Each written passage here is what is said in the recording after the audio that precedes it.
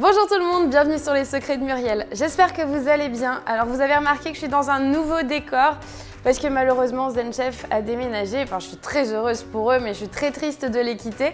Et donc là, je suis chez Grégory Cohen. Merci beaucoup à toi, Greg, tu me sauves la vie. En plus, tu as une cuisine magnifique. Je sais pas si vous avez vu ma vidéo un peu particulière. J'ai sauté en parachute début septembre. J'avais très envie de me jeter dans le vide pour plein de raisons différentes. Et c'était une expérience absolument incroyable. Et en plus de ça, Mario, du coup, m'avait proposé de faire une dégustation en plein vol. Ce qu'on a fait, donc si vous n'avez pas vu la vidéo, je vous invite à aller la voir, je vous la mets quelque part par là, je crois que c'est là. Et donc, on avait dégusté des michelettes, parce qu'on devait sauter au Mont-Saint-Michel, puis finalement, on a sauté au Havre.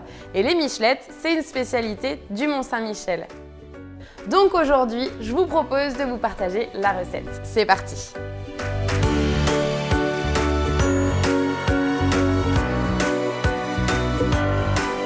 Alors on va commencer avec la ganache au chocolat. Pour ça, vous aurez besoin de crème liquide, de chocolat noir, de lait entier, de chocolat au lait et de beurre.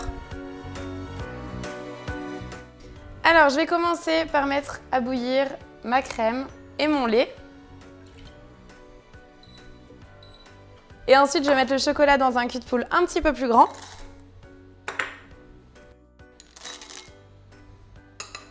Et voilà, bon alors comme j'ai très peu de liquide, ma crème a bouilli. Et là je vais verser petit à petit, en 2 fois à peu près. Et je viens mélanger délicatement avec ma maryse. Donc là le chocolat a commencé à fondre, j'ajoute le reste. Et je continue à mélanger délicatement jusqu'à ce que le chocolat soit bien fondu.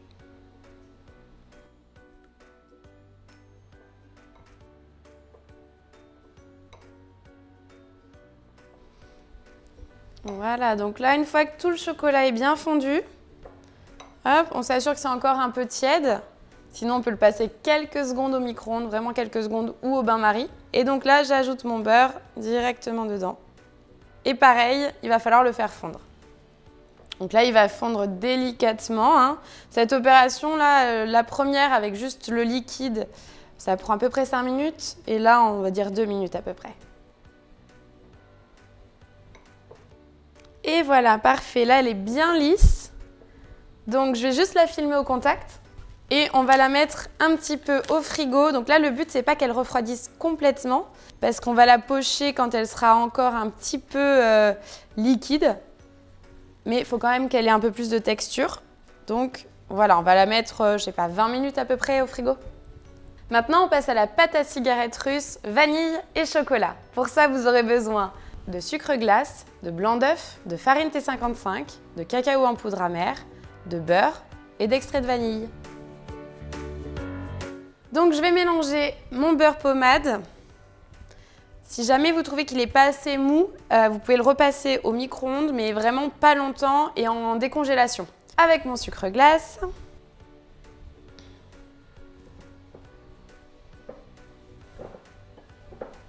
Voilà, donc là, quand c'est bien mélangé, je vais pouvoir ajouter les blancs d'œufs.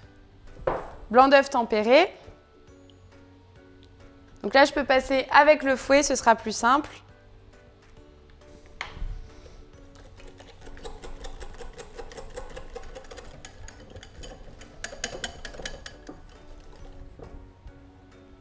Voilà, donc là, ça a tendance à trancher un petit peu, vous en faites pas, c'est normal. Maintenant, j'ajoute la farine. Et je continue à mélanger. Délicatement, hein, pour ne pas en mettre partout.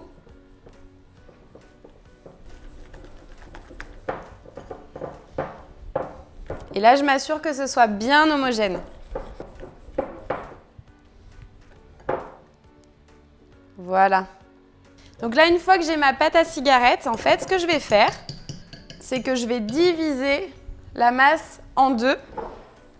Donc une ici et une ici, pour faire une pâte à cigarette au chocolat et une pâte à cigarette vanille. Voilà, donc dans celle-ci, je vais pouvoir mettre le cacao. Et dans celle-ci, je vais mettre la vanille. Je mélange.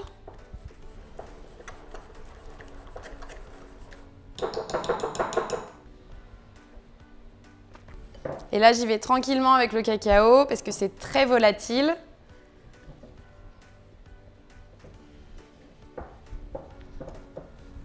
Et voilà, donc là les deux masses sont prêtes, je vais pouvoir les pocher, donc là ça va être très particulier, vous allez voir, je vais vous montrer et on va faire des cornets. J'en avais parlé dans une autre vidéo, comment faire des cornets avec du papier sulfurisé. Donc on va les faire ensemble et on va pocher pour faire les fameuses michelettes. Alors là j'ai pris une plaque avec un tapis silicone de buyer, vous pouvez aussi le faire sur une plaque anti-adhésive directement, vous la graissez quand même légèrement ou sur du papier cuisson. Ça se déformera peut-être un petit peu plus sur du papier cuisson, mais c'est possible aussi. Donc, je vous avais dit, on va faire des cornets. Donc, je vous avais déjà montré comment faire. Hein.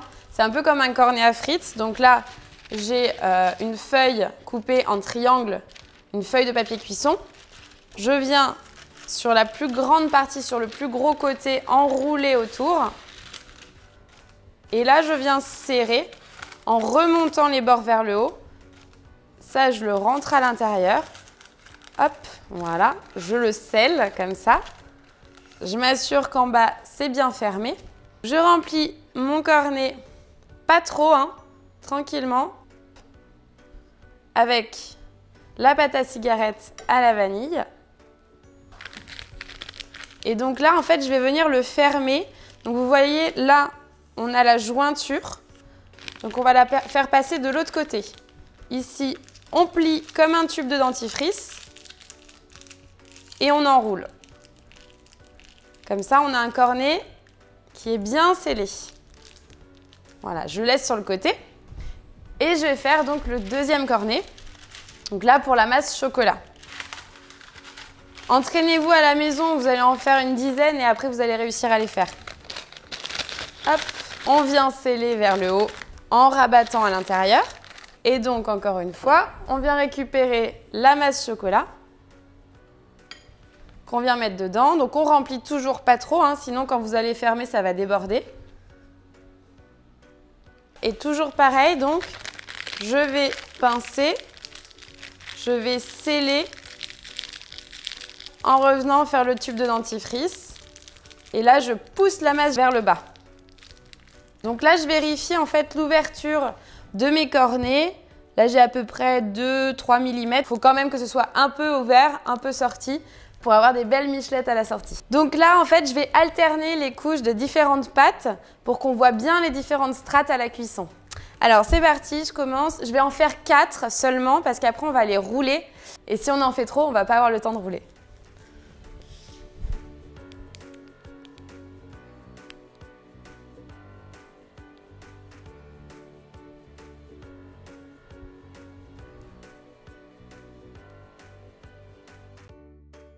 Faites attention à ne pas faire de trou, vous repassez dessus hein, s'il y a un tout petit trou, c'est pas très grave. Et donc là, j'ai fait 11 rangées avec la pâte noire et maintenant, je vais mettre à l'intérieur en fait de chaque trait la pâte à la vanille.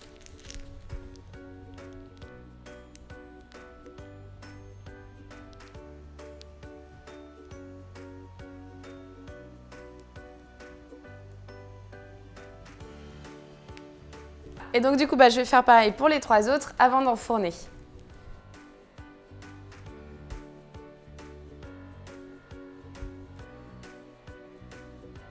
Et voilà. Donc faites très attention à pas trop les espacer quand même, hein, parce que le but c'est que tout se recolle à la cuisson pour qu'on puisse les enrouler. Donc maintenant, je peux enfourner à 180 degrés pendant environ 6 minutes. Ça va dépendre de votre four, donc faites quand même super attention. Et à la sortie du four, directement, on les enroulera, donc il faudra aller très vite. Et voilà, donc là, hop là, rapidement. Ce que j'ai fait, ça c'est vraiment si vous voulez les garder longtemps. J'ai pris un peu de beurre de cacao. J'en mets juste au début, comme ça. Voilà, ça va les imperméabiliser en fait, pour quand on va mettre la ganache. Et donc là, il ne faut pas perdre de temps. Moi, j'ai pris un petit crayon de bois. On fait attention de ne pas se brûler, évidemment. Et on vient enrouler la michelette autour du crayon. Hop, hop, hop, hop. Et là, hop, on presse. On appuie un peu pour sceller, comme ça. Tac. On vient à côté. On retire la michelette. Et voilà une belle michelette. On refait pareil avec tous les autres. Si jamais on a été trop lent, alors faites attention, hein, ça peut être un peu chaud pour les doigts, hein, pour ceux qui n'ont pas l'habitude. Et si jamais on est trop lent et qu'elle commence à casser, on peut la remettre un tout petit peu au four, quelques secondes. Hop. Voilà. Là, à mon avis, vous voyez là je sais qu'elle va être cassante par exemple. Donc celle-ci, ça va être pareil, parce que j'ai trop parlé. Donc je vais les remettre au four pour pouvoir les rouler. Et donc après, vous refaites pareil, vous en refaites 4 et encore 4 et encore 4, jusqu'à ne plus avoir d'appareil, bien sûr. Et ensuite, une fois qu'elles sont froides, on va pouvoir les fourrer avec la ganache chocolat. Donc là, j'ai mes michelettes qui sont froides. Je viens de sortir ma ganache. Donc comme je vous ai dit, le but, c'est qu'elle ne soit pas totalement prise. Je prends une belle poche ou un cornet si vous n'avez pas de poche. Alors là, je ne vais pas mettre de douille, c'est vraiment pas obligatoire. Et je viens prendre ma jolie ganache, je la mets dedans. Voilà. Là, je viens couper le bout de ma poche. Alors, pas trop gros, hein, sinon vous allez avoir du mal à les pocher. Je retire le petit excédent qu'il y a sur le côté. Et donc, je prends une michelette et je vais venir... Alors, il faut qu'elle soit bien froide. J'en ai des plus froides que d'autres, celles qui ont été cuites au début. Et donc là, je viens à l'intérieur. Je pousse un petit peu. Je viens de l'autre côté. Hop, je laisse bien remonter. Et voilà. Et là, je vais la laisser prendre. Donc, j'en refais une autre. Je pousse bien. Et j'en mets bien jusqu'au bout. Pour éviter que la michelette soit creuse. Ensuite, on va les laisser prendre. Hein. Faut que la ganache, elle prenne quand même. On fait attention à ce que ça coule pas de l'autre côté. C'est pour ça que c'est important que la ganache soit pas trop prise. Sinon, vous n'allez pas réussir en fait à remplir entièrement la michelette.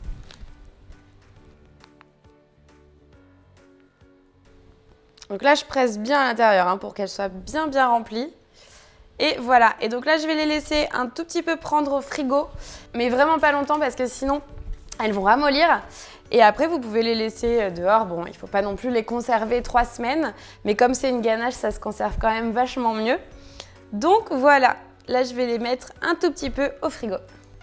Et voilà, les michelettes sont prêtes. Bon, bah du coup, je vais les déguster, les pieds sur terre cette fois-ci. Vous entendez comme ça croustille? Ça se mange bien ces petites choses quand même. Hein. Bon, vous l'aurez compris, mon expérience Michelette s'est passée à 4000 mètres d'altitude. C'était une expérience incroyable. Merci Mario, merci Abeille Parachutisme parce que franchement, c'était top. Et d'ailleurs, j'aimerais bien vous proposer un petit challenge pour voir la témérité un peu de mes abonnés. C'est de poster des photos de vos dégustations de Michelette dans des endroits insolites. Donc, je vous challenge déjà à refaire les michelettes, mais en plus, à les déguster dans un lieu un peu insolite. Donc voilà, vous me taguez Crazy Michelette, je vous mets un petit hashtag là, et les secrets de Muriel pour que je le vois évidemment, ça me ferait trop plaisir. En tout cas, merci beaucoup, merci pour vos sublimes commentaires que je reçois encore et encore, qui m'encouragent et qui me font chaud au cœur. Et je vous dis à très vite pour de nouvelles aventures et de nouvelles recettes. Salut!